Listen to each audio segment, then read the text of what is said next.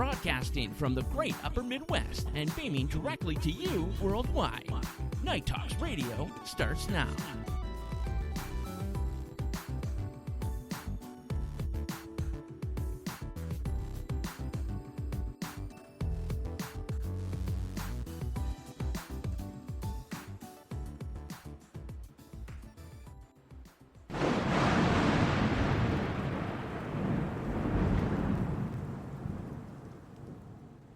Got amazing stories? Out of this world experiences? Night Talks Radio wants to hear from you. Drop a line at nighttalksradio@gmail.com or on Twitter at TheRealDannyB2303. Your story could make a future broadcast happen right here on the Night Talks Radio Network.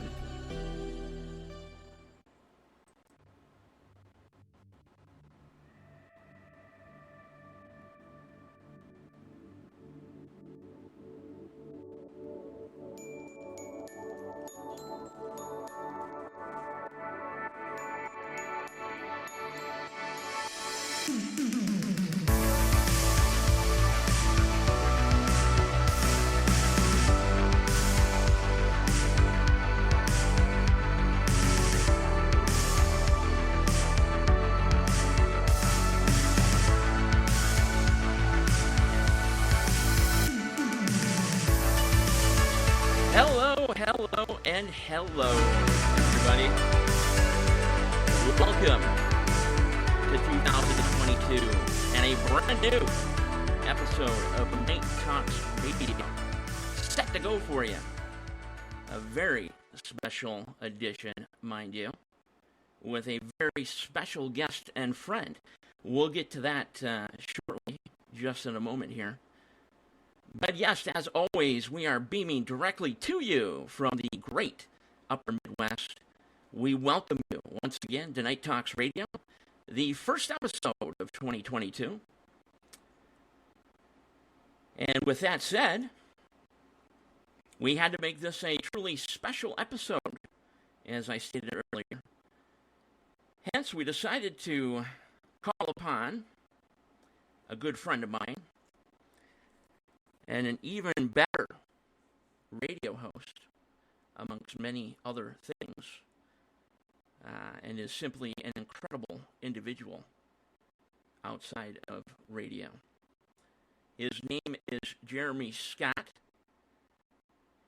He has a show that beams out to everyone worldwide on Saturday evenings. That's both via radio and the internet. The show is called Into the Parabnormal. And if we could, let's get a little hello from Jeremy Scott. How you doing tonight? Oh, was that intro about me? That intro was about you, wow. Believe it or not. Very, very, very kind. I guess the check's in the mail?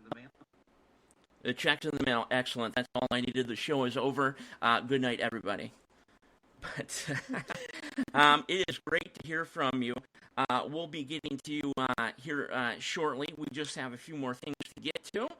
I just wanted the audience to hear you say hello, and they know you're here. And we will get back to you momentarily. Okay, Jeremy? All right. Sounds good, Daniel. All right. And as I said, we have a few things to get to before we get to Jeremy Scott, Into the Parabnormal, and Night Talks Radio. Quickly, Jennifer has some sad news again, unfortunately, from the entertainment world. Jennifer? Yeah, we have some upsetting news tonight. As America's dad, former Full House actor Bob Saget has passed away to the other side. TMZ is reporting the 65-year-old actor was found dead inside a hotel room at the Ritz-Carlton in Orlando, Florida. Yeah, this was actually discovered right before we were to go on air. There's nothing more that is being reported as of right now. I believe an investigation is still going on. Yes, there's obviously an investigation still going on. It may take days, it may take hours, we don't know. But like stated by Jennifer, he was in a hotel room at the Ritz-Carlton in Orlando at the young age of 65 years old. So it's literally been a very tragic week, for multiple reasons, one of which we'll be getting to later on in the broadcast. But the mainstream entertainment world alone have already lost 3. Betty White. Exactly. Betty White. Interior. Yeah. And now Bob Saget.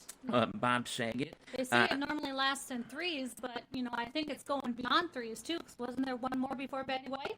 Well, I believe Sidney Poitier also passed away as well. So I was thinking that was the magical third number, sadly. But I guess I was mistaken. I grew up with, watching Bob Saget. He was essentially America's dad for a very long period of time. I remember waiting for, if you recall, TGI Fridays. Yep. And Full House. I really looked forward to that. Not only did it mean that I could watch some of my favorite episodes on a Friday night because I didn't have school coming up, obviously being Friday for Saturday and Sunday, but it did symbolize that the school week was over for me. So it was a excitement on a whole new level for me, a cavalcade of excitement, getting to know that Full House and some of those other great shows from the late 80s and early 90s were coming on Friday night. Right. And then they were on for a long period of time, too. And as well as the Indeed. ones when Full House has grown up, all the kids are all grown up, they were still airing it then, too. So, yeah, Bob Saget has been around for a long time. Well, almost like Betty White, Bob Saget had the ability to, I don't know the right word exactly to use, but outlast himself. He seemed to be relevant even up till today. Not many actors have that type of shelf life, so to speak. True. So it wouldn't be unusual to see Bob, in a feature film. Right. Like this year, for example. Just like Betty White. She was still doing television commercials and things of that nature, doing comedy shows and things like that. So, she, without question, still had some spunk in her and was ready to continue on past 100 years old, which I do believe she was going to turn this year, if I'm not wrong. I think the 17th, maybe? Yep, that's correct. But in Bob's case, like we said, he was only 65 years old, a bit too early for him. Still young. Still young in the acting world. As far as acting goes, he had a battle, with certain things, but he pulled through it, and he was able to continue on, with his semi-career after that. But just wanted to get that out there since this news kind of broke right before we went on the air. Again, America's dad, former Full House actor Bob Saget, has passed away to the other side at the age of 65 years old. Prayers for everyone who known him and who his family and his friends. Prayers to everyone out there, even the people who watch Full House, too. Yeah, exactly. And the newer generations as well, with Fuller House and things of that nature. He'll be known, for the upcoming future and new generations, especially with AFV as well, America's Funniest Videos. We forgot to even mention there that made him quite popular. And at the time, that was something that was quite different and interesting on television that brought incredible ratings. So, with that said, let's move on to something a bit happier, shall we? Bring aboard our guest. Like I said, it's just been an odd week, to say the very least. Jeremy, real quick, how has your week been going over in the Portland area? I don't know. I have been home for over a week, awaiting now a COVID test for the last 4 days, and I'm hoping that tomorrow might be the day that the result comes, and then I can go back to work. But Now, I don't think I have COVID, but they say I came in contact with somebody who had COVID, so here we are. First and foremost, are you feeling sick or anything? You don't feel any different or anything, do you? Nope. Yeah, you sound fine. I mean, I've been home with the heat Well, off. that's because you're forced to. And the window's closed, and so the voice has been a little stuffy at times. Right. That's understandable. Now, with this COVID test, real quickly, I'd like to touch on. So you have to get a negative test, and then how does that work? You have to wait another 72 hours, and then you can go back to work, or how does that work for the people that don't know? You can go back immediately. Oh, you can go back immediately. Okay. Oh yeah. And are they? But here's the thing. Yes. That test was taken on Thursday. Who's to say I didn't get COVID Friday, Saturday, Sunday, or Monday? Right, exactly. That's true. And so the test result that they're going to give me on Monday was 4 days old. And then I may not be COVID-free by the time Tuesday rolls around. Has the thought crossed your mind maybe why they're taking so long is they might actually be trying to make it positive? I mean, the way the government is, you never know. And not getting too far into Have you taken a COVID test? I will not take a COVID test, actually. I only will take an antibodies test. Well, she's taking the antibodies test. Unless you can get a rapid test, you do have to wait a couple of days because it has to go to the lab. Yeah. So There's just no way around that. The thing with the COVID testing and whatnot is, the real thing about it is that people simply have to stop testing.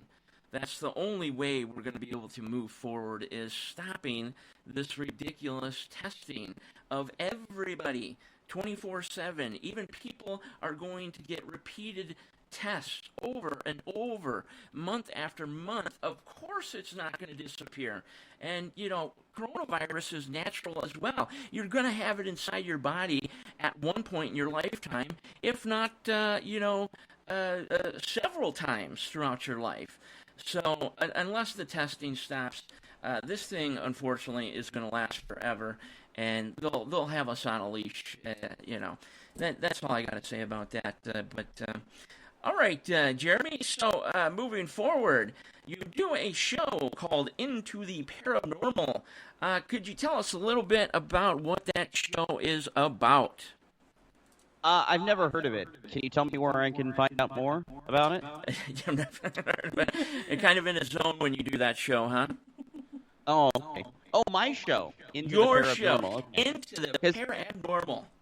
Okay, because I heard Parabnormal, and I don't know what that show is. Parabnormal. Yeah, that show's actually been around since 2015. That's and a little inside joke for the audience. No, it actually has been around. It actually has been around since 2015. Yeah, it has been. Yeah, it has been. That's the true part. Okay. And so, but it wasn't called Into the Parabnormal, and it didn't exist the way it currently exists because we've evolved and we've grown over the years. And 2021 was really, really great to us in the face of everything that we were facing. Of course. For us, it was a really good year, and we talk about everything. We don't try to stay stagnant in what we talk about, and we try to keep the audience always, guessing and on their feet, not wondering or not knowing what they're going to hear next. And I'm always trying to read about new things, new subjects, and branch out to different authors and guests. And so I'm not staying stagnant as far as that is concerned. I, of course, always like to hear from the listeners what they want to hear. Sometimes I don't agree with them, but it's always good to hear I do like to have a conversation more than a monologue. I know some people find that frustrating, but that's what my show is primarily based. It's a conversation. It is not a monologue, and hence we don't charge admission. Right. For the most part.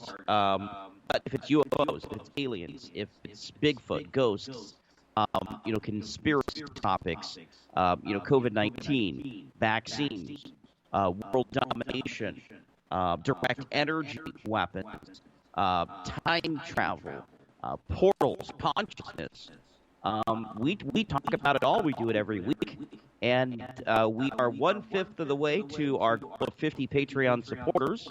Yes, I was Tell going you to how many ask about Patreon that. supporters we currently have. And thank you to everybody who has signed up in the last 10 days, 12 days, however long it's been. We appreciate all the new patrons. As soon as we get to 50 subscribers, we're going to add a show that will be in addition to the Saturday night show. Still trying to determine when that will be and how long it will be, and the format for that. I think it will be a slightly different format from the Saturday night show, just to keep things unique and interesting and different and exciting. But the audience has been pretty split on what night of the week they might want that to happen. That tells me they're pretty open to whatever the case happens to be, which is a good thing to have. It gives me lots of options. So as they say, stay tuned. Yeah, lots of options is always a good thing. Myself, I would love to hear the show go, at least another day of the week, meaning having 2 shows in a 1-week period. That would be great, and that's something that I, truly enjoy myself. As some of you may or may not know, I am also a part of Jeremy's show, doing the news for Jeremy's show. So, it would be very exciting for me to be able to get a second show out there for the audience and the listeners. And it's great not having, not tied down to one subject as well. And like you said, not having a monologue, that's really cool too. Just wide open, open talk, have something, that's put down concrete, but just having an open format and be able to discuss anything that needs to be discussed, I think is just really, really, really cool. Looking forward to that. Let's hope for those 50 Patreon subscribers.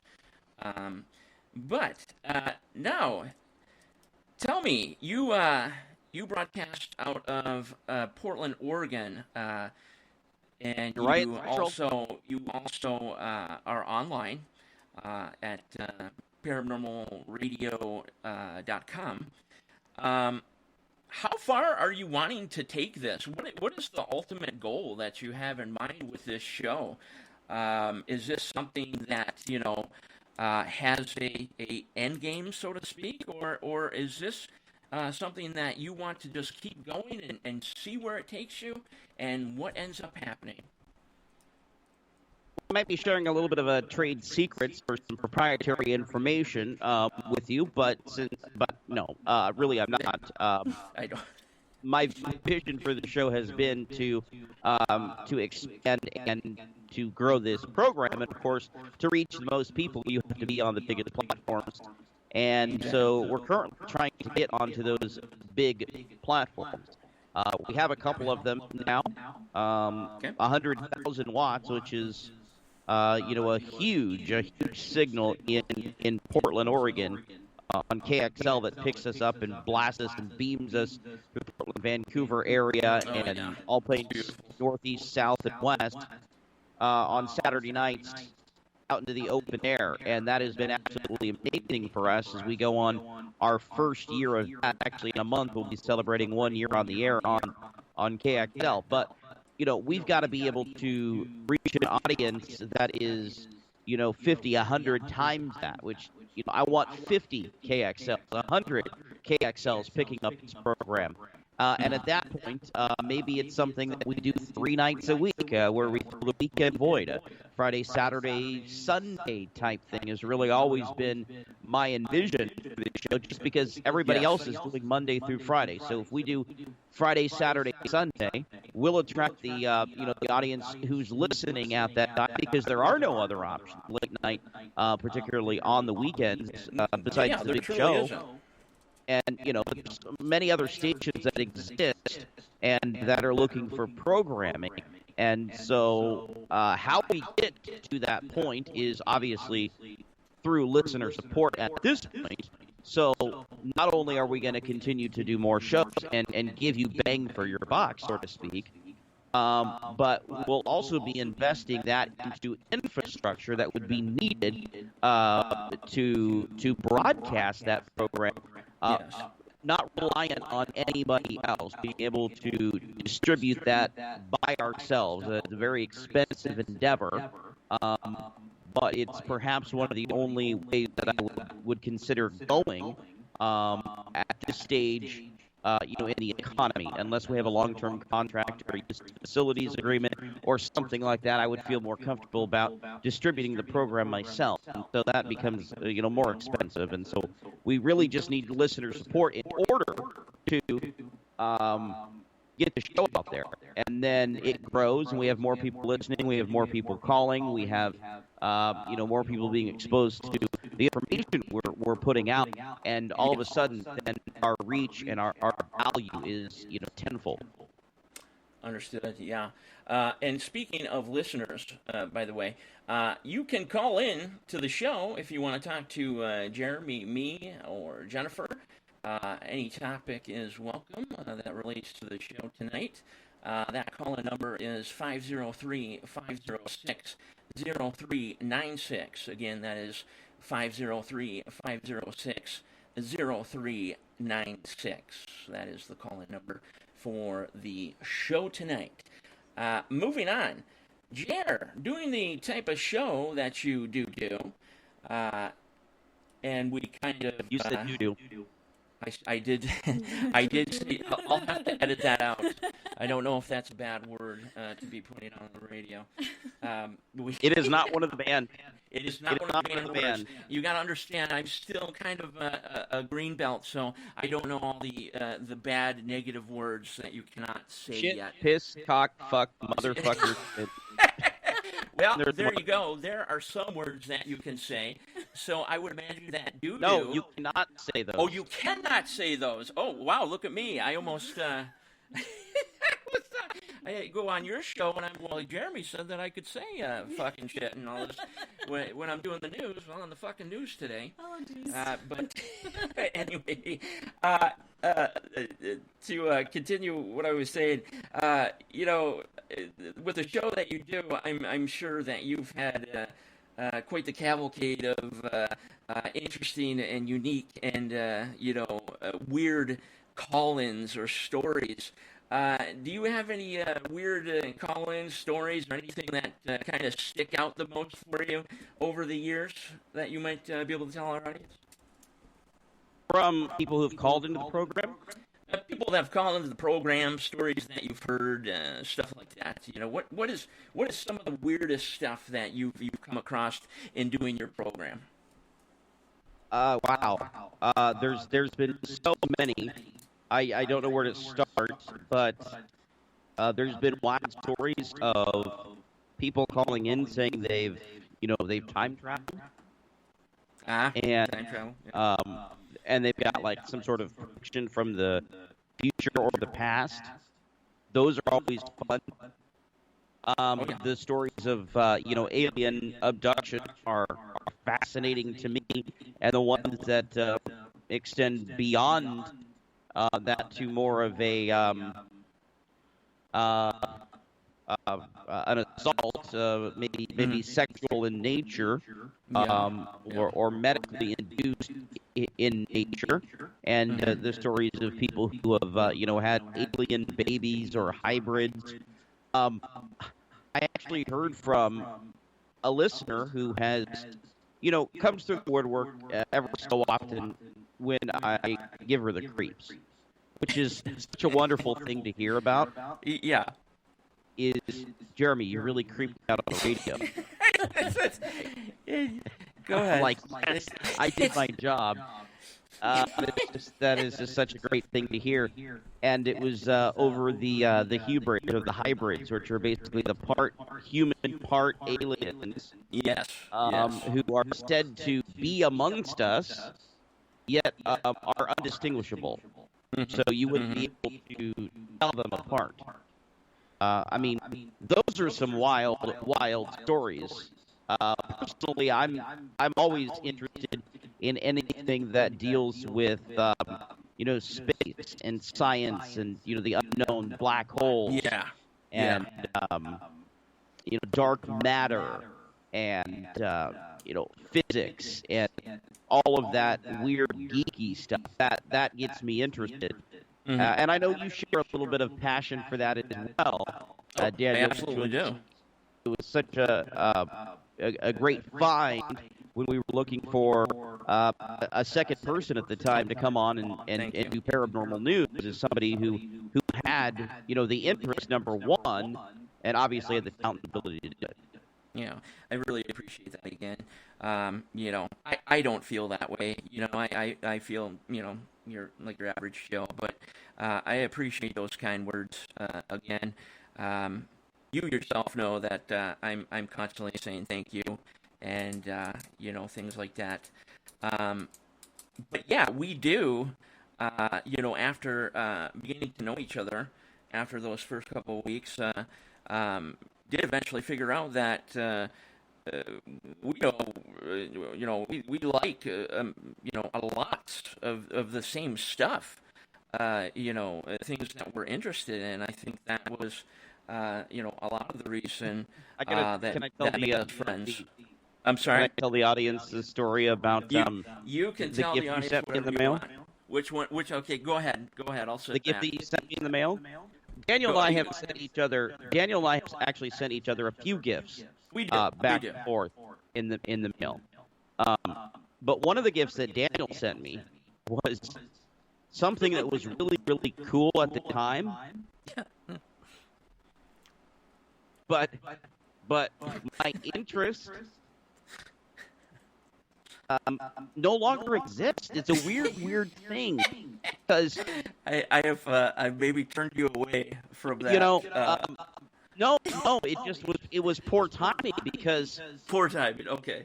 I've been a fan of the Portland Trailblazers my whole life, my entire life. Yeah, I wanted to watch all the games. I would stay up late. And I would, listen to them on the radio. I would listen to the post-game show, and then we had this thing that came on the air called the Fifth Quarter, and it would be live from a restaurant where everybody goes and gets smashed afterwards, and hoot and holler it up. And, they'd have players and coaches. So it's, basketball, and then of course I played basketball. Yes. And I always wanted to broadcast basketball, and I totally lost my train of thought. You were talking about the special gift that I had sent you. So I used to listen to Trailblazers games all the time on the radio, and so I was always a Trailblazers fan. And of course, we won a championship in 1977, which was 6 years before I was born. And we had a couple of flirts with near destiny. I can remember a Western Conference Finals game we had against the Lakers that we had a lead going into the fourth quarter, and we totally blew it. And that's when I knew that it was cursed. Believe it or not. And then we get a savior by the name of Damian Lillard, who nobody's had heard of. And he gets drafted to Portland, and everybody's just like, who's this guy? And then, they see him play. Right. And I had already seen him play because one of his conference opponents in college was in my town, and I just happened to get tickets through work to go see Portland State take on Damian Lillard's team. And so I got to see them play at Weber State, and Portland, and I was like, man, that kid's a player. And then when he became a Blazer, I was just so happy.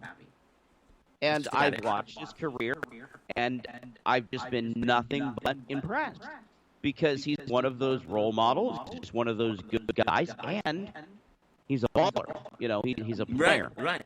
So Daniel knows that I'm interested in the Blazers. He's got game. Exactly. And so he goes to the extent of, I guess, purchasing something for me and having it sent to me, and it turns out to be an autographed Damian Lillard picture. Oh, wow. That's right. And I'm like, awesome, when this thing arrives. I'm literally like, awesome, this is cool. And then within just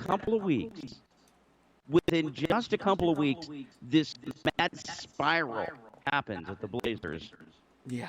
And, well, it started with Coach, who was an accused rapist. Yeah. And then one of the assistants that he brought to town was like implicated in some fraud scheme. It turns out a former president was a convicted murderer. Wow. And that goes on. And then our president just resigned abruptly.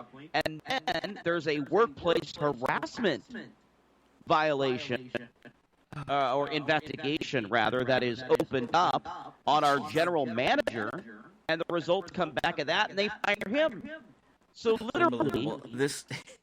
literally in the last 6, 7, 8 months, the entire team has imploded, and there's nothing. There is nothing there that anybody with a rational mind can support. There's nothing to support there. Right. I know exactly where you're coming from, and obviously, So I can't see. Was it a good omen or a bad omen? Well, we obviously know the answer to that question. So there's a little part of me that's like, wow, that was the worst possible thing to get my supposed good friend, Jeremy Scott. I get him this autographed Lillard picture or card. I can't exactly remember what it was. It might have been a plaque or something as well. But I get him that, and it was like me sending some sort of witchcraft over to the Portland area, and it just was like like flushing a toilet, and I felt so bad after that, because as I mean, he's telling me these things, and in my head I'm like, shit. This is probably not the best thing to send him, but it was already too late, That almost sounds as bad as the incident when I was younger and my parents went to Hawaii, and they brought back one of those lava stones, and they brought back a Hawaiian statue. And after that, it's like everything chaotic just started happening. Our fish tank broke for no reason. My grandmother got sick for no reason. My stepdad's mother died. It was just a whole bunch of, it was 2 weeks straight of bad things and stuff. Well, so he contacted his friend who lived in Hawaii, my stepdad did, and found out that you're not supposed to take lava rocks home. From the island or whatever, because I guess the Hawaiian people or whatever, they curse. Well, the island. Curse it's the supposed to be the island. Like that. Yeah, it'll get pissed at you. Like the island will be literally pissed at you. Yeah. So he basically had taken, the rocks home and stuff, and it was actually like they were cursed or whatever. So a lot of bad things happened. Yeah. So it's really strange how things happen. Right, it is. But in my case, though, my intention was not to curse this item. No, I know that. And, it's just like it was one of those gifts, that's like, well, shit, what do you do? Yeah. What do you really do? Yeah. The Portland Trailblazers are, getting ready to relocate, for God's sakes. It's just like, did this happen because of me? So I'm constantly thinking that in my head now. But mind you, yeah, I'm currently wearing a very comfortable vintage Trailblazers sweatshirt right now because a couple of years ago, when I was still a fan, this would have been probably 2019 or 2018 Christmas, Okay. My wife, very thoughtful, got this for me. And I loved it because it said Portland Trailblazers on it. Mm-hmm. But it was also, it's thick. I mean, it's comfortable. So, in the winter, I break it out. And I pretty much don't, I maybe I'm getting a little bit too much information, but I don't wash it. Because there's no need to. I only wear it, at night for those couple of months, for a couple of hours here and there. Yeah. I don't sleep with it. And so I just, and then it goes into the wash, wash, yeah. when the winter's over. Anyway, so I'm just making a long, convoluted story. I will never get rid of this. I will never get rid of this thing. Well, absolutely not. It was a gift it means something to me because somebody, took the time to realize something that I have passion for, and took the time to seek it out and to go someplace where it was unlike you're ever going to find anything like this ever again. And so in that case, I can't get rid of it. I can't get rid of your gift. It's still right there. I'm looking at it right now. Every time I come into the studio, I see it. And then the third item is an autographed Blazers pendant from one of their teams. And it looks like it has about 12 or 15 autographs on it. So it's probably got every single one of the players. And I can make a few of them out. I'm not sure what year it's from, but it was, probably from the late 90s or the early 2000s, if I would have to guess. Maybe into the first decade of the 2000s. Somewhere in there. Yeah. I can't get rid of that either. Yeah, I feel the same exact way. There's certain things that, no matter what, I simply cannot give them away or sell them or do anything with them. Speaking about sweatshirts in general and hoodies and things, I'm just like you. I rarely wash them because it's not like I run marathons in them or anything like that. It's just comfy, cozy on the weekend or whatever have you. But I have a Detroit Pistons one with the old logo, which I love. I love the old Detroit Pistons logo. It reminds me of our bad boy days, if you recall, being such a basketball fan. So, I wear that thing out like crazy, and it's super heavy and comfortable as well. On top of, I have, 5 or 6 other sweatshirts that I kind of wear. I split up amongst the month that I try to wear as much as I can because they are so comfortable and so unique, And on top of that, it was given to me as well, at least most of them, so... you just can't get rid of those. Speaking of gifts, what I try to do with my kids and stuff is I try to make things for them. So it's something that nobody else has. Unique. And it's something very unique and something they can cherish for the rest of their life. Yeah, because it doesn't have to be, about physical items and things like that, material things, making something, like if I was made something, for example, like I would totally cherish that. Like that's cool, man. Like you can't do that more than once. That's something that is a one-time thing, and that person that had given that to you was literally thinking about you that whole time. Which tells me that person is a good person in most respects. I totally understand where you're coming from. I know I sent you a couple other things. I actually thought you were going to talk about the shortwave radio that I sent you because I know you're like, dude, like not getting a signal on this thing. I was. I was. Did you? No, I didn't get a signal, but I said I was going to talk about that, but we just got going on in another direction.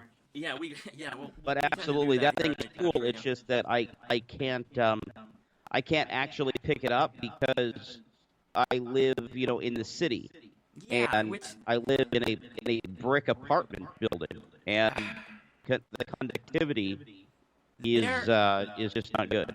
There are things which I've spoken to you about before privately that we may have to discuss again. That could fix that. Yeah, but his apartment, the way he lives in, it's a little confusing. So I'd have to explain it to him. It's not like our old apartment. No, well, his apartment's actually much better, believe it or not. Well, yeah, but we were in a brick apartment too. For so many years. Brick or metal from the 1930s.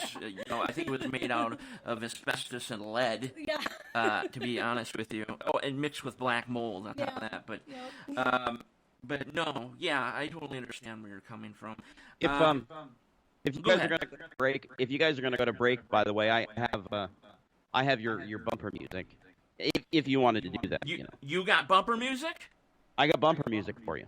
You know what? Let's take a little break, and when we come back, let's remind the callers or people that do want to call in. The number is 503-506-0396. That's 503-506-0396.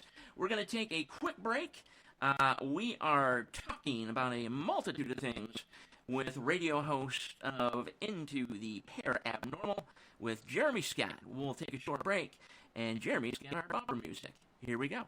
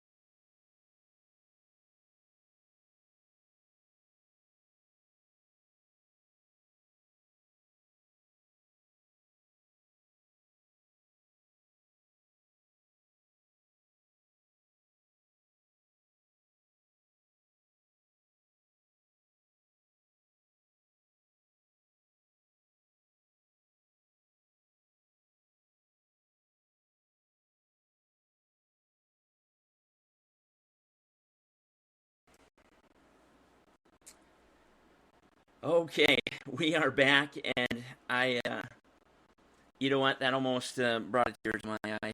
That was the perfect possible bumper music that one could play. Moment, I must say, Jeremy. So, good call on the bumper music, my friend.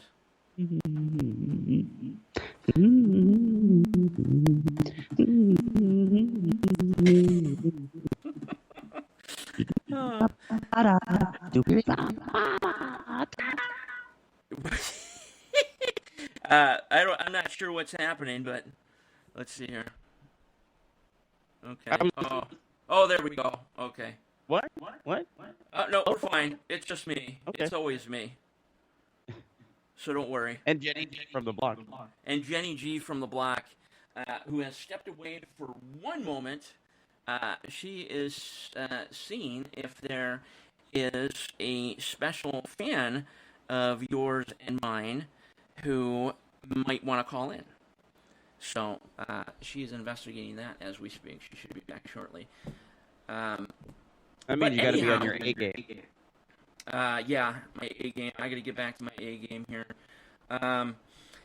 Continuing to talk about, your show.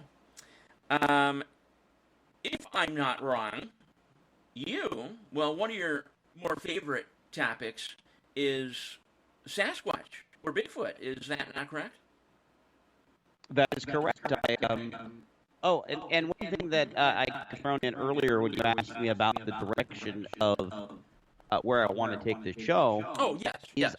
Is I want to be able to string together a list of events, maybe 15, I think is probably all I could tolerate, 15 weekends on the road a year. We could go around to different states who are having these conferences, such as Bigfoot. Bigfoot's in Minnesota. Exactly. And maybe the neighboring state and the other neighboring states, and we just do a tour out of it. And maybe we can get everybody to, work their schedules out, because in doing that, they could kind of share some of the talent pool who's in the area and is done another festival, and then we kind of do the round robin sort of thing. So if I could go around and do shows at these Bigfoot conferences, UFO festivals, and whatnot, and then spend the week in those local communities, that would be really awesome. Because when you do go to Bigfoot festivals, you do hear stories from people that you would never, ever hear otherwise, because these people don't have podcasts. They're not very public.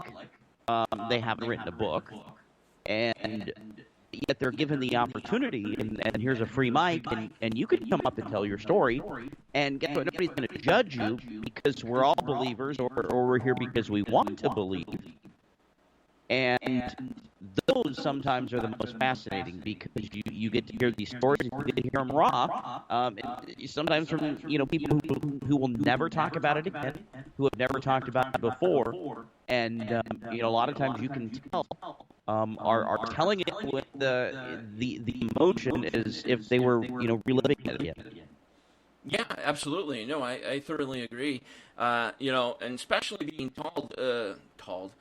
being told raw and on the spot is usually the best way to do it, because you're really getting the realism out of it, and the uniqueness and things. You can really see it in their eyes and the way they speak, versus something that's recorded or this and that, blah blah blah. But I wanted to add to that. Keep this in mind there, Jer. I would love to do something like that with you. That to me is very intriguing. Traveling around and going to some of these things, which I've never really been privy to, besides some minor things here in Minnesota. There were a few things in Michigan, but that sounds really, really intriguing. Either way, I'm going to be there, but to be there personally and to see these things go down with someone of your ability and talent who's been around the industry for 20 plus years or so, that would be an awesome birthday gift. Let's put it that way. No, yeah, I like I said, Bigfoot is a huge thing for you. How many conferences having to do with Sasquatch and Bigfoot do you think that you go to on average per year, just out of curiosity? Well, the answer now is none. You're right. Yeah, obviously. And the answer is because some have chosen to adopt their own mandates regarding COVID-19 and vaccine or testing. Others have been forced to and have been given no other choice. That's the only way they can operate. And others who are not affected by said mandates do not want others, I guess, who don't agree with them the same on COVID-19, just to be involved on principle. Right. And so those three major reasons I can't go, because it's so sad. It's not just an issue of, well, Jeremy, why don't you just do this or that? I mean, it's not that easy. I have a full-time working job. The show is something that's done on the side. Right. And I'm limited in what I can do with the time that I have. And if it really becomes so much of a hassle, and a hassle that I can't accommodate, it just got to go, unfortunately. And also, beyond that, the barrier that it would also place on those of my audience who would want to come see me. I'm now subjecting them to something just to come see me. it's not worth it. It's not worth it. Based on principle. But before that, I was at 3. Okay. One of them was, well, several of them have been canceled or postponed, obviously, because of COVID. We did do one of those events, which would have happened about a year ago.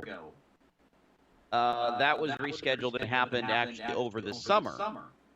And we did that in July, if you'll remember, that last weekend in July. We were at Squatch Fest. Yep. Well, Squatch Fest usually happens in January. So in a couple of weeks here. But there were local mandates that were handed down, basically forcing their hand. And there wasn't going to be an easy, rapid testing option available that didn't cost an arm and a leg. Yeah. And it was just a barrier, because you have to have that option available, because there are people who just are not going to take the vaccine. No, there's not. If you just reasons. say, well, you can't do this, or you have to do this or that in order to do this, there are some who will not do that, believe it or not. There are some, you're right about that, but there are a majority that will not. You know that I can get into this for a long period of time. I don't want to go that direction. There's going to be a huge majority of people not getting the vaccine. And I don't call it a vaccine, by the way, because you would instantly lose in a court of law, by calling it a vaccine. It's a shot, or better known as maybe a device rather than a vaccine, because there is nothing in that shot that is even close to having to do with anything that has to do with the vaccine. But taking us back to live performance, circuit. I do want to resume that. Yeah. Just if there is a mandate in place, we just can't do it. Period. And that's what it is. Yeah. Based on principles. So if we can just not have a mandate, we can be there. And the other thing is if we are starting to be heard, more often in some of these places, then we start to get some name notoriety, and then we can talk about, hey, we're going to be at this festival or that festival. And pump it up and get the local community exposed on a national show, and and then be able to interact with the people who we've had a relationship with through the airwaves. Yeah, exactly. Yeah, that's completely my goal as well. I mean, like I said, the reason why I think got along so well rather quickly is because we have a lot of the same ideas. Our goal. No, you just steal from me. I recorded you. I listened to it, and I said, "This is what I want." I found myself. I have finally found myself at 42 years old. I'm going to doppelganger Jeremy again. So, and also, I'm going to name. See, that was my goal: is finding out how old you actually are. 42. Thank you. If you look at me, you're 41. You will be 42. No, I'm going to be 43. I'm 40. You're 41, and you're going to be 42. Oh, look what I started. Actually, I think she's. I think she's fucking right, Jeremy. Yeah. I'm losing my. Watch your mouth. Watch your mouth, Daniel. Oh yeah, I gotta watch my mouth again. Hey, no, she is right. Oh my gosh, I will be 43. That is mind blowing right now. I thought I was going to be 42. Unbelievable. But if you look at me, I am told on a regular basis that I look no more than 28, 29 years old. So I have a very youthful look. If they only knew what was going on inside. 29 years older. 20. Yeah. If they only were able to look inside my brain and my body, then that would be a different story, and they'd probably immediately step away from me. That would take somebody the caliber of a rocket scientist to look into your head. Yeah, to understand me, yeah, it would be a task like no other. Let's put it that way. Let's just say I've been with him for 7 years and I still can't figure him out. I begin not to quite understand myself. You get interesting, aren't you, Daniel? I am interesting. Yes, every day you know yourself that you learn something new every day about the Breuer. I am full of information, and whether it be knowledgeable or unknowledgeable, yeah, should we talk about useless.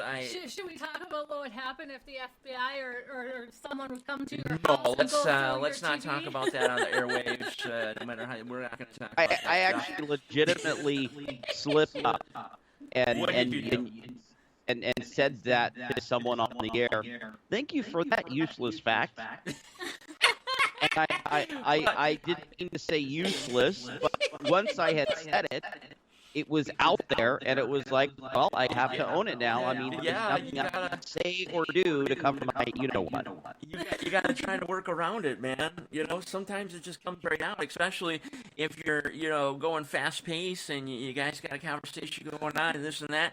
Sometimes it just comes out. I'm just saying, Jared, with him, because he doesn't sleep at night, he falls down the rabbit hole quite a bit. I do. I am guilty. And if you were to look at a lot of the stuff he watches on TV with falling down the rabbit hole, not just TV. I mean, you would think that he's maybe a Russian spy or something. The internet.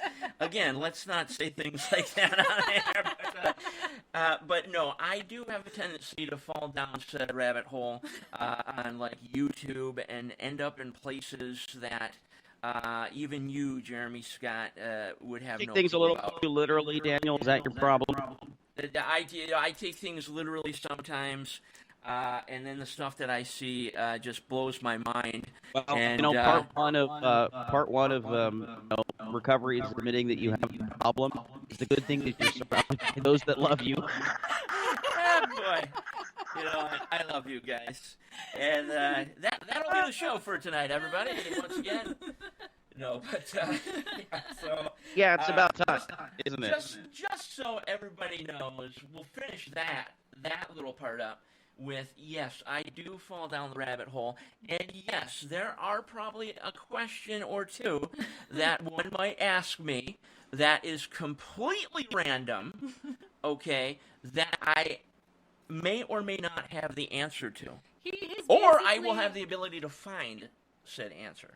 Basically, if he were to go into a knowledge bowl with anyone, he would probably win hands down right there. I mean, I'm not, because he's very knowledgeable of what he reads. You got a good guy. You got a good guy aboard with you, I'm telling you. But are there some ground rules here? Like, you can't, look stuff up or... call a friend or something like that. You can't phone a friend. This isn't. You just come with some kind of topic off the top of your head, and he'll just come at it. You on it. It's just and it's just the weirdest, randomest thing. It is, but he can match you on it. It's crazy. I could sit here for 2 hours talking to you about. Nuclear technology, for instance, or ICBMs, or airplanes, which I hate. Which he hates airplanes. He'll never fly in an airplane or anything like that. But he knows everything about an airplane inside and out. I could literally take off and land an airplane on my own, but I hate airplanes and I'll never go on one. It's very weird. I'm very weird. There's like a name for those people, and I can't remember. It intrigues him to read about airplanes and stuff. She's passed out. The cat's looking at me for food, and the History Channel's on, or Ancient Aliens or something, and I'm like, well, what's this YouTube topic about? Yeah, and so the rabbit hole opens up and sucks me in, man. I don't know what's happening over there. I want feed food. Feed food. This is again. I'm this gonna is all over your face. I'm gonna feed on you until you feed me. Feed this. Once again, for the people that don't know, this is radio host Jeremy Scott. Everybody that you're hearing right now. You have to be just a little bit insane to do the stuff that we do, and Jeremy is showing that right now quite well. it's all in good fun, though. It's in good fun. If you can't do it in good fun, then get the heck out. Seriously, radio is about having fun, and that's the truth. You know, speaking to the people, the listeners. You know. That is absolutely correct. And Jared, how about we do one more break, if that's okay with you, and we'll come back and finish everything off. Are you okay to stay for another 30 minutes or so, or? That's what she said. That's what she said. Okay, is that legal to put on the air now with the way we're in 2022? No. That's fine. Is that what she said? Yeah, because it's almost like if she wants to talk a little bit more, that's what she said. I don't want my door busted down a little bit more, by the Northwest Minnesota chapter of. I'm gonna go check my COVID test. You go check a COVID test. I'm going to go check a few other things not related to That's COVID. what he said. And that's what he said. See, now we're going to have double the liberals at the door. But yeah, we'll take a break. We are with Jeremy Scott. He has his own show, Into the Parabnormal. That is broadcast on Saturday nights on KXL FM News 101 and ParanormalRadio.com. We'll take a quick break. Jeremy Scott will return with us. We'll be right back.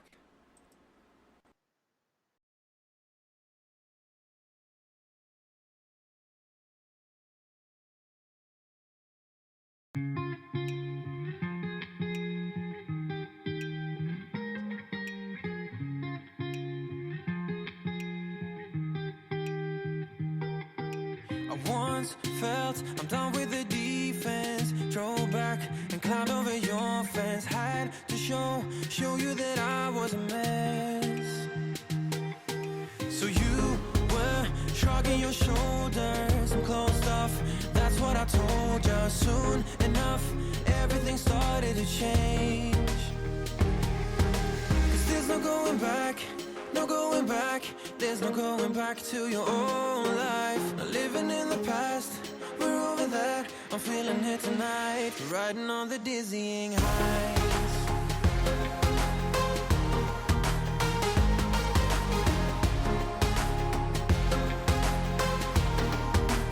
Riding on the dizzying heights.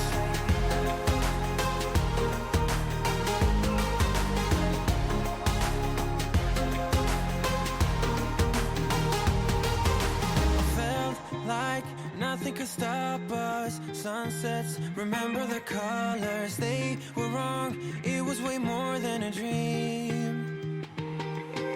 We climbed up, over the hillside. So right, we stood there all wide-eyed. You and I, floating on air in my mind.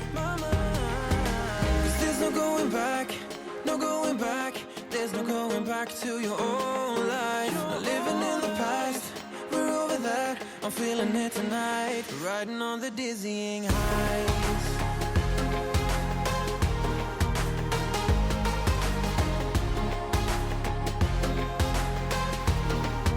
I'm standing on the dizzying heights.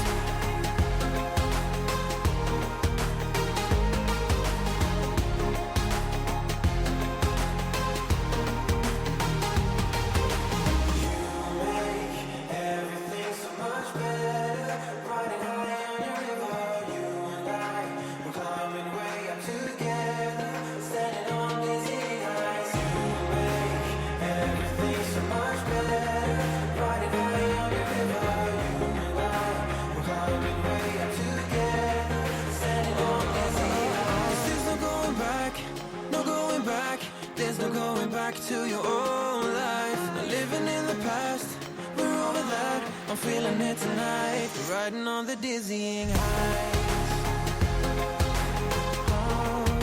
I'm standing on the dizzying heights. I'm standing on the dizzying heights. I'm standing on the dizzying heights.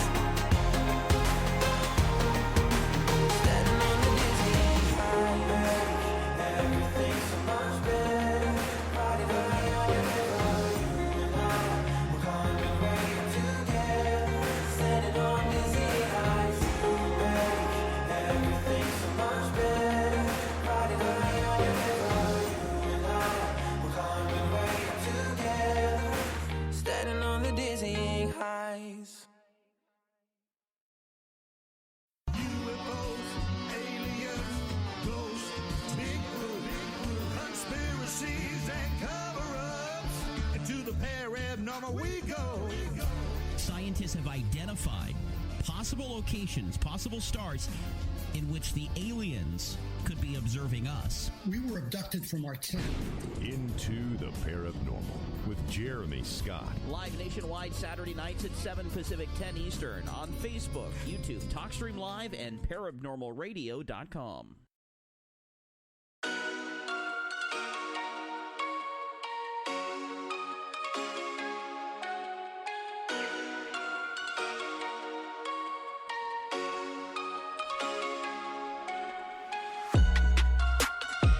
Welcome back, folks.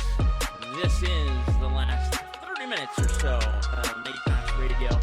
We have a special guest with us, Jeremy Scott, radio host and host of Into the Parabnormal, which is broadcast on KXL FM News 101 out of Portland, Oregon, and via paranormalradio.com. So,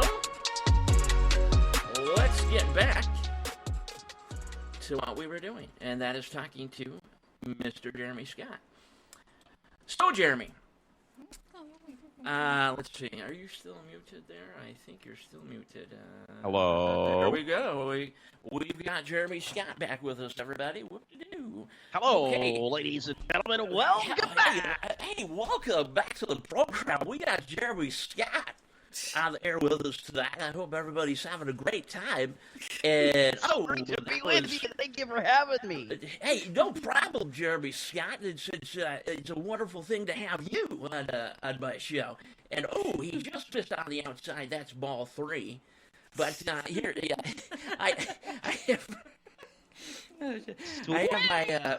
have my co-host here.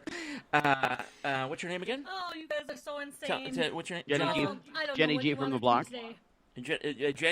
Jenny from the block. Jenny from the block. Jenny G Yeah. from the block. Okay. What do you say? Jenny. Yeah. Jenny G. Jenny G. G. Jenny G from the block. Reglerson. Don't give me a box of cherries. Just don't give me a box of cherries. It will be okay. Okay, Don't that order was a box of chocolates. that huh? was completely random. No, Just no don't box be of fooled by chocolates. these rocks that I've got. Okay, so we have I can't be serious with you guys here, man. come on, we've been serious this entire show, Oh, yeah, and you're sure we really have. kind of messing up. I might have to mute your mic. Oh, okay. So, Well, but no, we have Just shout into yours like she's like 2 feet from you. That's not going to really work. I guess I wouldn't help if I muted your mic, no, would it? no, probably not. But we have Jennifer Gregerson. Yeah, Jennifer. Otherwise, Jennifer. Jennifer Gregerson. Jennifer. She had some things that she wanted to say to you, Okay, I'll see. and so I'm gonna let her speak. This is serious time. Serious time, everybody. Say, Jeremy, I have to question. I have a question for you. You have to question, or I you have to have to question you. Oh, I have boy. questions for you, Mr. Anderson. Go ahead. What kind of show is this? It's Night Talks Radio, baby. Okay, one question for you here. How did you come up with Parabnormal? Well, because it's part abnormal and part paranormal, and not everything is paranormal. Far more things are abnormal. So parabnormal is a combination between the two, and, it's got to be a little catchy. It's got to have a little ring to it. So, Right, I understand, but you also did say Go you ahead. had another name before this. How come you dropped that name and went to Parabnormal? that's what I wanted to ask. Dang it.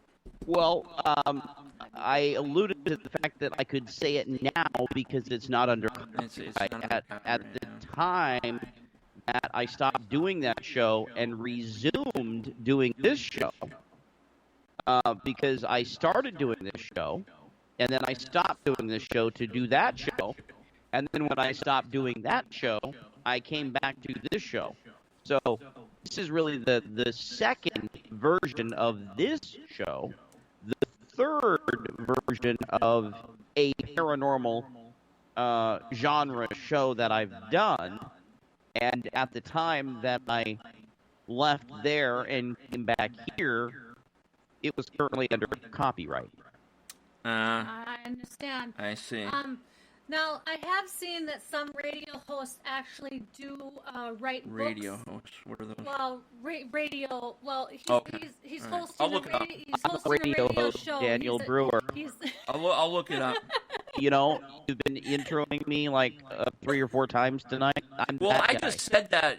It was written down for me. I don't know what it actually means. Now you're confusing me. Radio okay? host. Right. Did I say that wrong? Go ahead. You know what? The Brewers mess things up. Go ahead, Jennifer. Well, I do see that some people who actually start their own radio shows actually do write about their experiences and actually put out a book about it. Have you ever thought about doing this? Oh.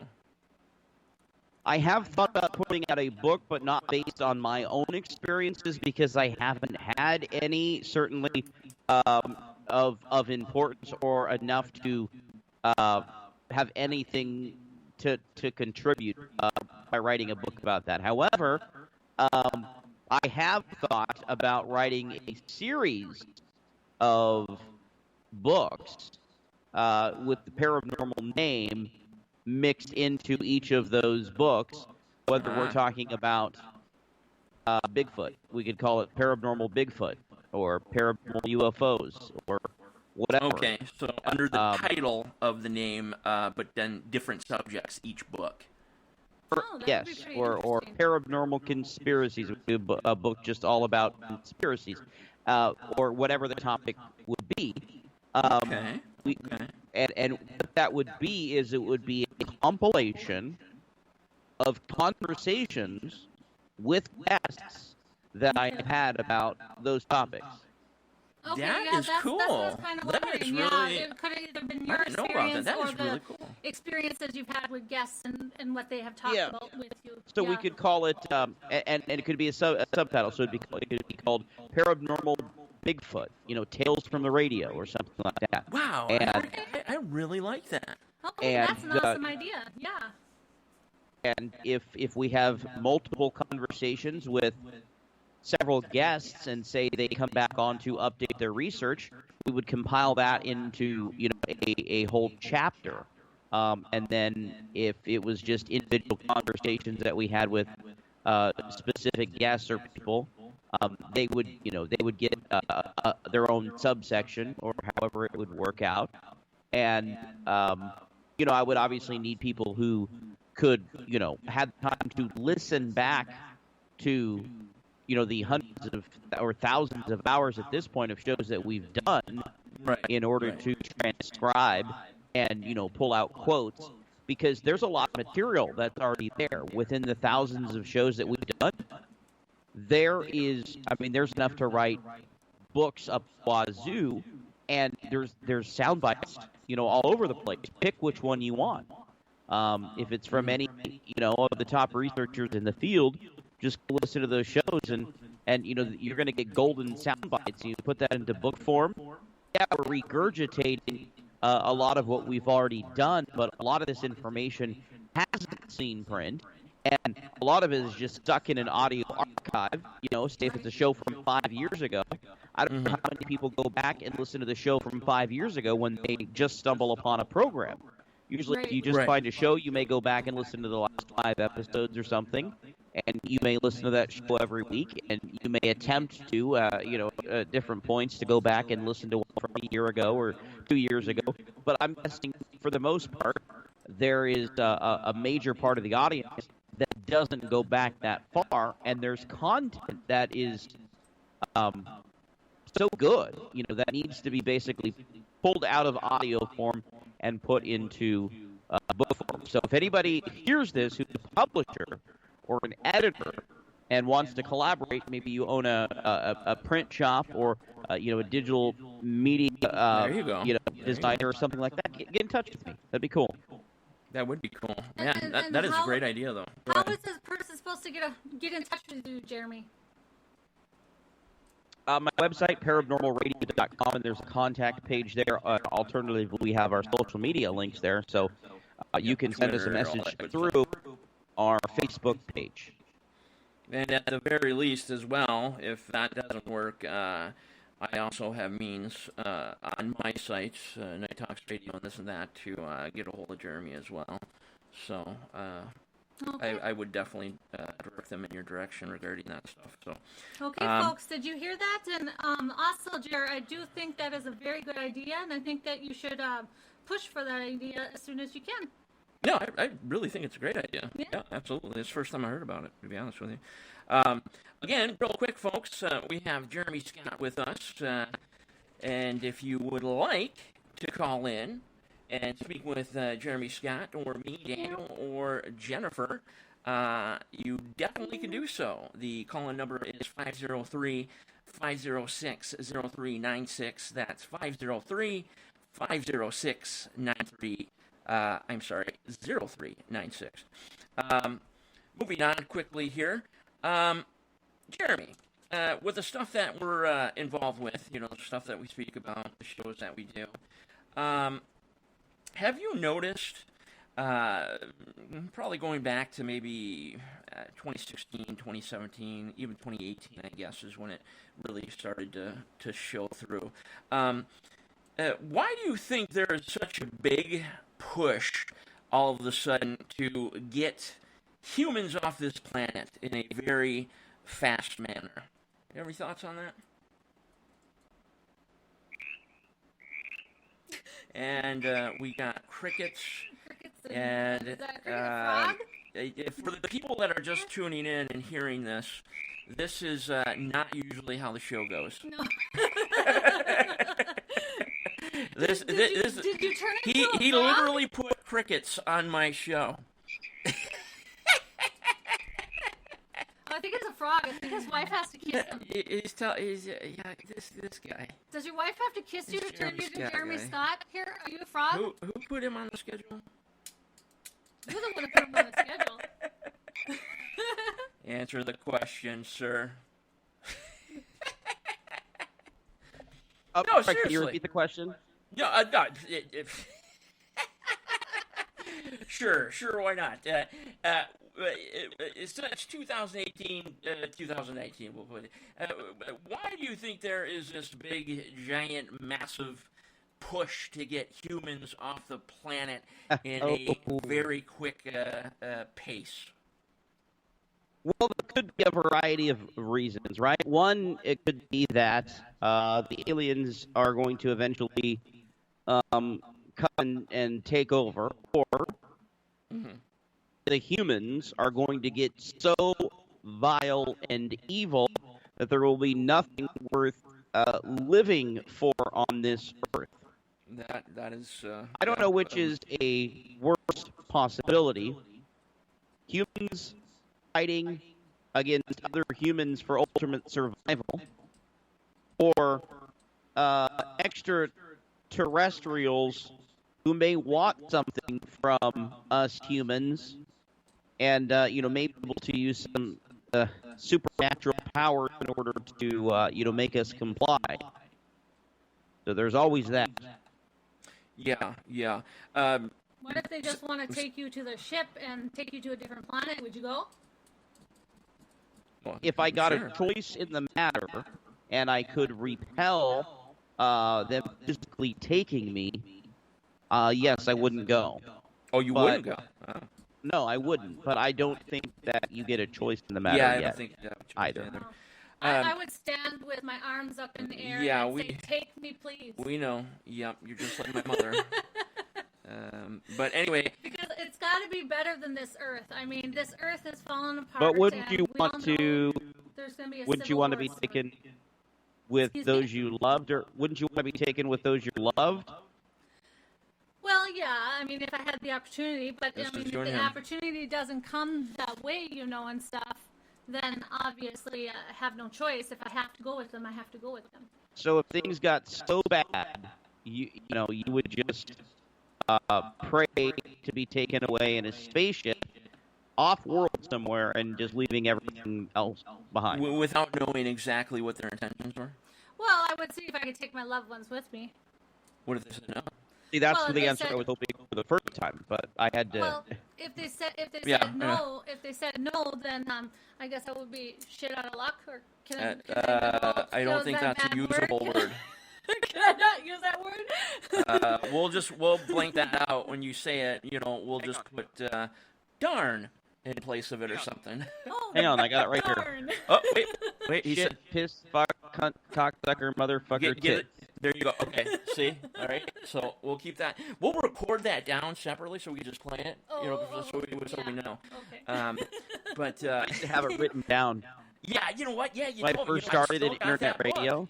I still got that book, man, of all the notes that you told me to take. Yeah, I don't think we have to wait for aliens to come destroy us. I think we're going to destroy ourselves. Yeah, that seems to be more and more of a possibility, is that it's going to be by our own hands, not by an alien race. That seems to change on a daily basis, however. Jeremy, I don't think I've ever really asked you, are you a big fan of Elon Musk? I'm not a fan. I find what he does very, very fascinating. Like I said earlier, anything that's space and science related, Right. I'm all in for that.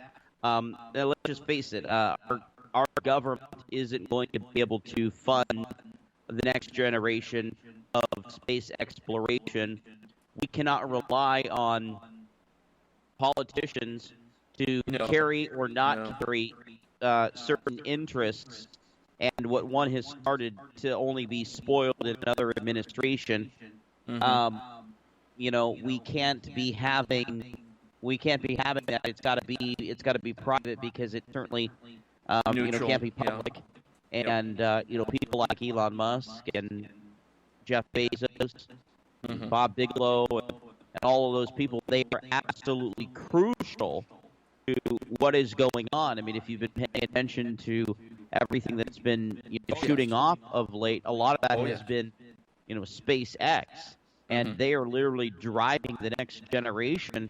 And as far as why would someone want to go off grid, well, we've talked about that, but you also have to build some place to be occupied off grid. And so that is what is happening is, a lot of these missions, these payloads are setting up for for future colonization. Yeah. Do you think that his vision that Elon Musk sees is actually something helpful to him? Like he's actually maybe possibly in contact with aliens or something? Is it possible? I wouldn't have a clue what's going on in that man's brain. Yeah, I don't think none of us would come close. I mean, this guy literally said, I want to make a rocket, and literally did it just by looking at essentially instructions like we did to build Princess's, Christmas castle. Yeah. And now look where he's at in a matter of 6 to 7 years. Well, actually longer than that. I think he started out in 2009 with his very first little mini rocket, but he has the right concept that we need to go to Mars. Well, absolutely. Like that, I believe in everything that he has to say, and I think he's quite intelligent. And to go back to what Jeremy Scott said, we need somebody that is neutral, that understands the idea that we cannot go regardless of if they're neutral or they have a political leaning left or right. What I'm saying is that is if somebody in that position, if they have their own resources, they are their own entity, that's better than having something that is funded by government. Because something that's funded by government relies on the person who's in power and approves that money being spent. That's what we can't have. The people who have the money to be able to fund this, they're obviously going to have biases and leanings one way or the other, and there's nothing you can do about it. You just made me think of something else as well I wanted to add. Kind of hit that right on the head. As far as Elon goes, I think he is the closest, I don't know, possibility or whatever have you to the normal average person, your normal middle class sort of thinking person who has humor and things like that. He seems extremely approachable. He does, but he also seems very intelligent too. Well, yeah, we know that he's very intelligent. But the thing I wanted to get to though is, do you believe he is capable of what he states as of a couple days ago, that the first humans will be on Mars by 2025. Do you think that's an attainable goal? Yeah, I think it is. I mean, look at what's been happening so far, but I think that was supposed to happen a lot earlier. So I know it's been pushed back. I think it was. I do believe it was pushed back. Happen by now. Yeah. Yeah, there was an update that came out a few days ago that he had mentioned June 1st, I do believe, of 2025. And, of course, in Boca Chica, Texas, where Starship is being built and all that good stuff, they're doing initial firing tests as we speak on most of the rockets. And those are supposed to be up there within a year or two. Which I'm to understand that they will be launched from some sort of orbital base sort of situation. I'll have to look more into that, but it is moving very quickly, and it is quite intriguing.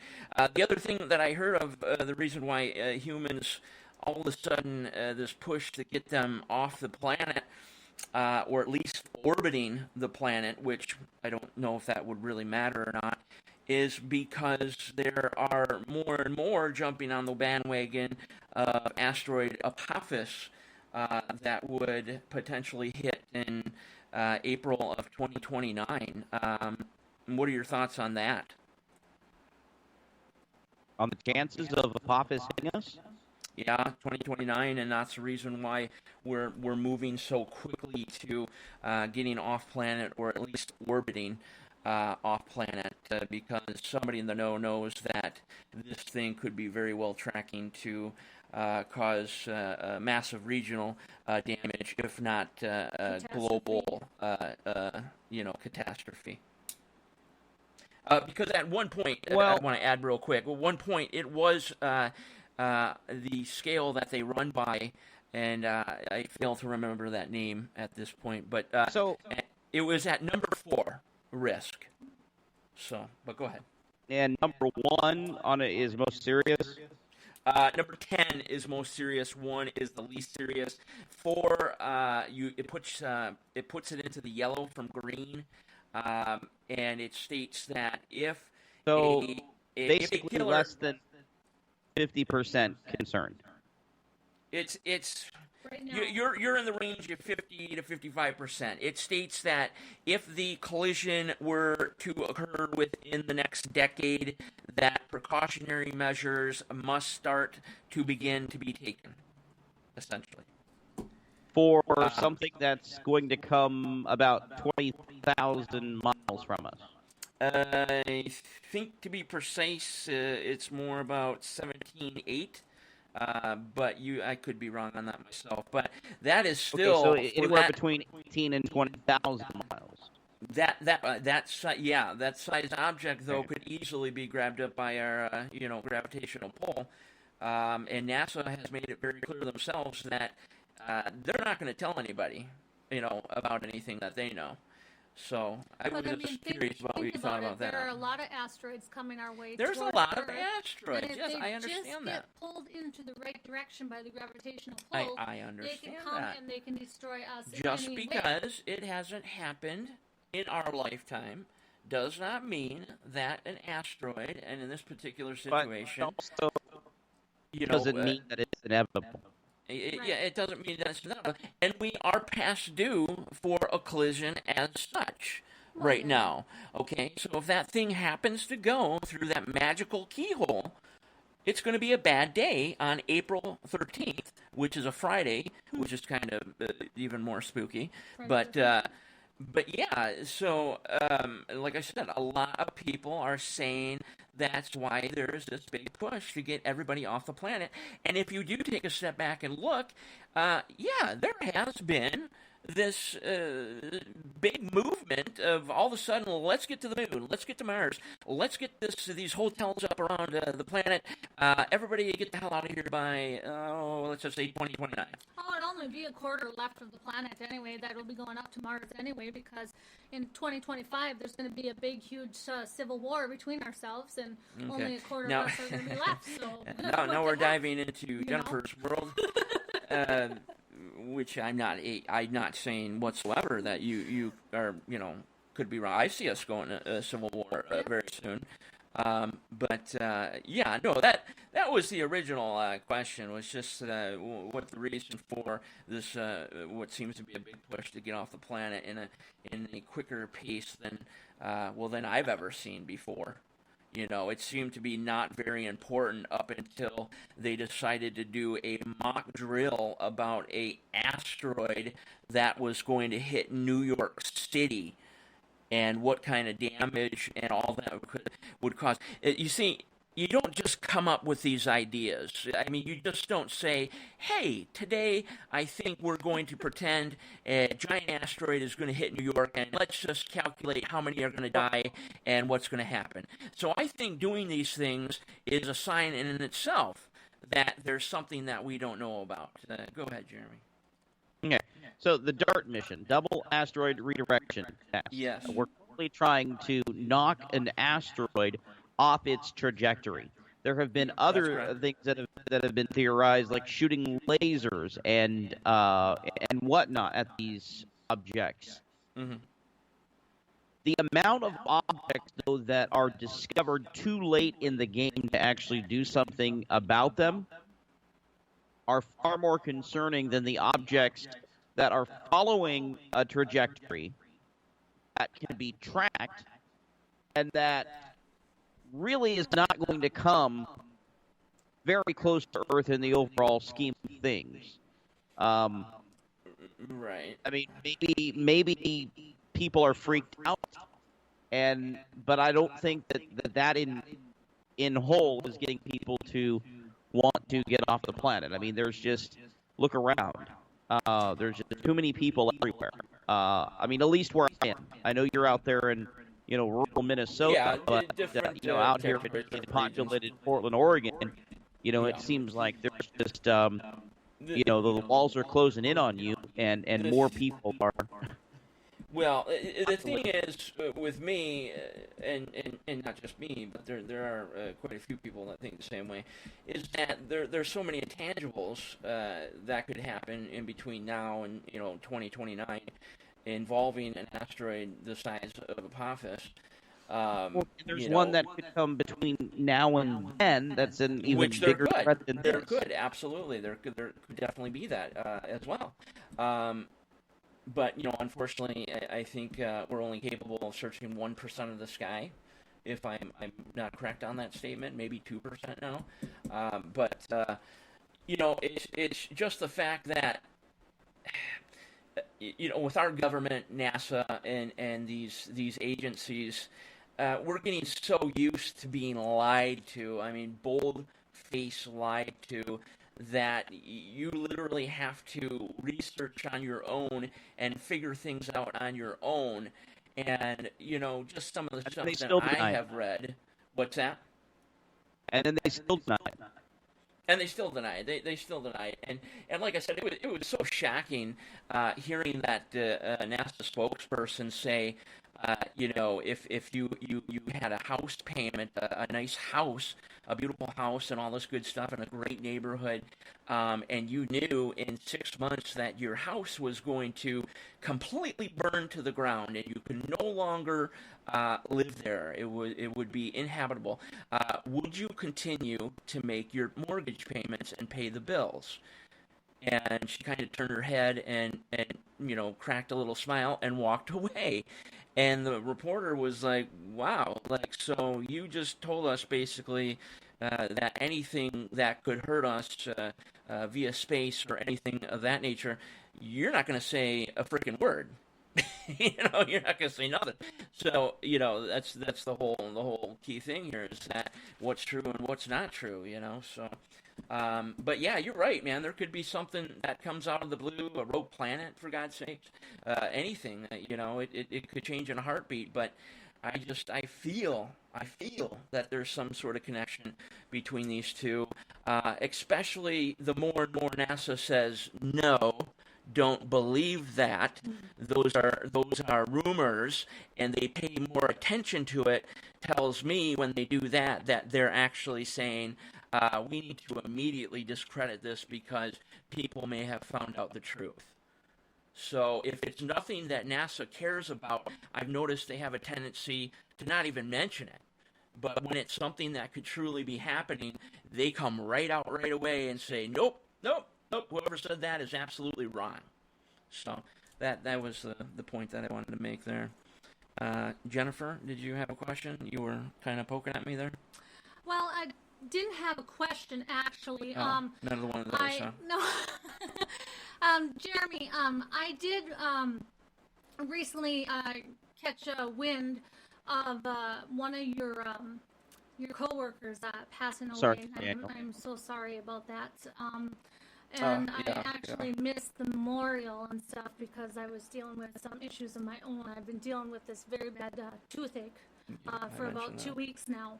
Good thing I get to go see the dentist tomorrow, and hopefully they'll just pull that tooth and I won't have to worry about it.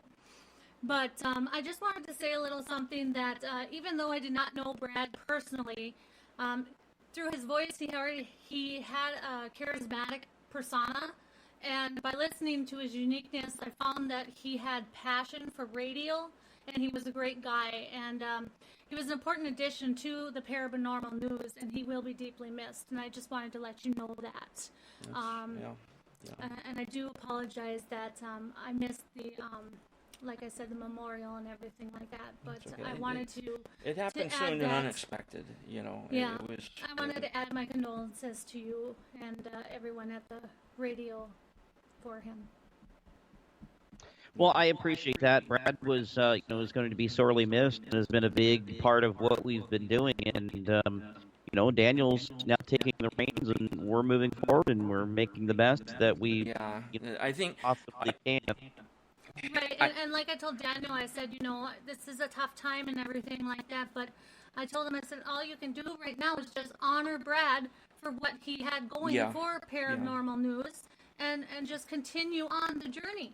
That's my biggest thing, is that I know I can't be Brad, but I want to, as I said last night, I want to be able to attempt to fill his shoes.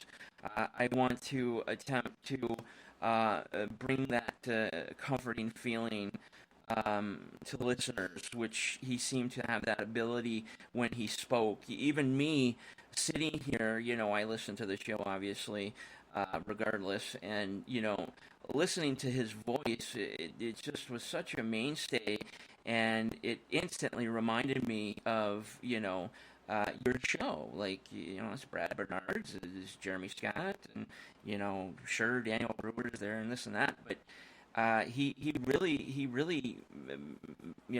was a major part of the show. We all know that, and it's going to be rough on me, as I said, and I understand your point of view as well. I can't imagine what could be going through you, and I'm not going to get into detail about that. That's your own personal thing.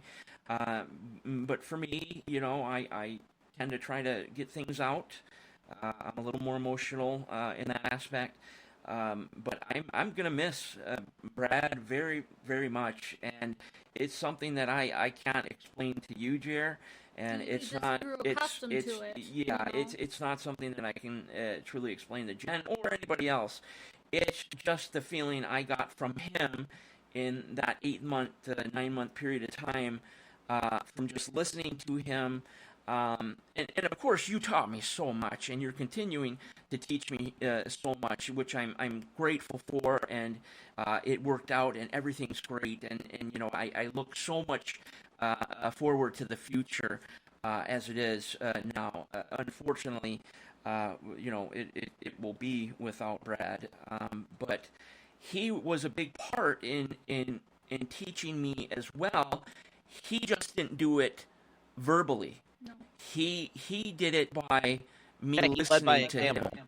Yeah, He led by example. Exactly. Great way to put it. He led by example. So just me listening to him really worked it in me on how to have that radio voice, which is very important in the industry.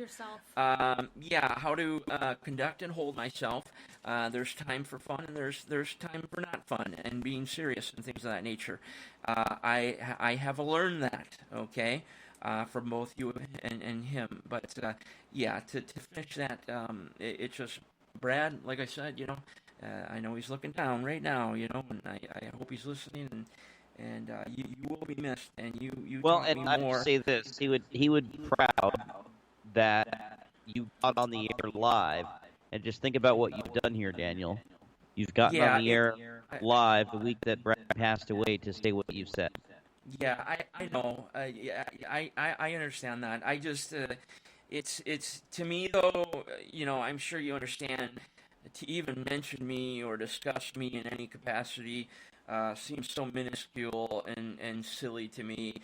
I think it's just all about Brad at this point, and all I can really say is that I'm going to do the best that I possibly can to have Brad crack a smile up there and say he's doing a good job, and that's all that really matters to me at this point. Is to not only have the show move forward in other capacities, but to get that approval from Brad, which is not something you can obviously be told or spoken to about, but it will be a feeling that one will get that says Brad's okay, and the show is going to be okay with you leading the news. Well said, man. Well said. I appreciate that. Jer, my gosh, I know we've gone a little bit over here, but is there any final words? I know we, if this was a railroad train, we have veered off the tracks greatly to the point that we're probably in the middle of the Atlantic Ocean at this point. But is there anything Are you would like to put out there? Are you asking for my final thoughts, like my parting word? Your parting words, your final, just end-all, be-all wisdom that people can take with them tonight and on this week's journey. And don't put down donate yellow snow, because that's said quite a bit. Again, that's Jennifer Gregerson chiming in with her stuff.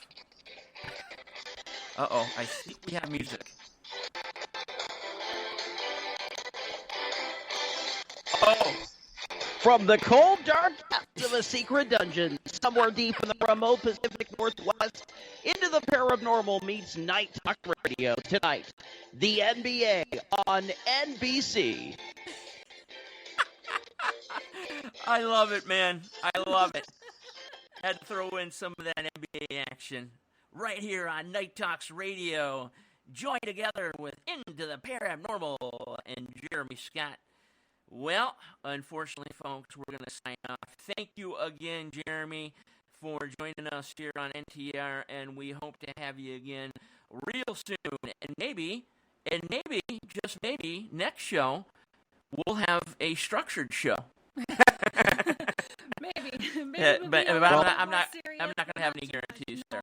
Not with You have your people get with my people, okay? Okay, I'll have my people get a hold of your people. We'll talk about it, blah, blah, blah, and we'll get together soon. Okay? Other than that, thank you so much once again, Jeremy, and I will see you next weekend. See you. Well, Yeah, not see you. Hear you. I will see you in video, though. I blow him up all the time. Well, but yeah. He doesn't tell me nowadays that I annoy the crap out of him, but I still bother him 24/7. And there's Jeremy's sign off for you. I think it was some sort of troll or cat sound. Okay, let's listen to it again. Let's listen to it again, folks. What did he say? Meow. Oh, Meow. The meow is saying goodbye. I can't get my cat up. He is, he looks dead right now. I know he's not. He's still breathing. Yeah, he's dead to the world. He's sleeping. Yeah, he's not one of those cats that like to move. And our daughter's sleeping. She can't go around crawling on the floor and meow. Oh, I would love Mackenzie to actually hear you. Yeah, because she's just in Sydney love all the with time. you, Yeah. Jer. When she hears your voice, she says, Daddy, that's Jeremy. That's Jeremy. He's on the radio. Listen. And she brings the headset up and all that stuff. I said, yeah, that's Dad's friend. It's Jeremy, Dad. She loves it. So maybe next time we'll have her up so she can say her goodbyes to you. And there's Jeremy's crickets. I know Jeremy good enough to know that means I'm done and stop me from talking and turn your show off. Yep. So until next time, we will meet again. I'm going to silence your crickets, sir. But that was Jeremy Scott from the show Into the Parabnormal, which airs on Saturday evenings on the Pacific Coast, that is, but you can hear it nationwide from the East Coast to the Pacific Coast. It airs at, 9, is it 9 our time? Yes. 10 o'clock Eastern, 9 Central Time, 8 Mountain Time, and then 7 o'clock p.m. Pacific Time. And that is on Parabnormal Radio, along with a delayed version of the show on KXL FM News 101. That would be 12 midnight local time, and that would probably be 2 a.m. Central Time if you are a dedicated radio listener. You can listen to it that way if you want to stay up on a Saturday night and listen to some great topics and radio and discussion. So, we hope you enjoyed the show tonight, everyone, and have a wonderful night. And I will go ahead and let Daniel close it up. We are going to close this puppy up.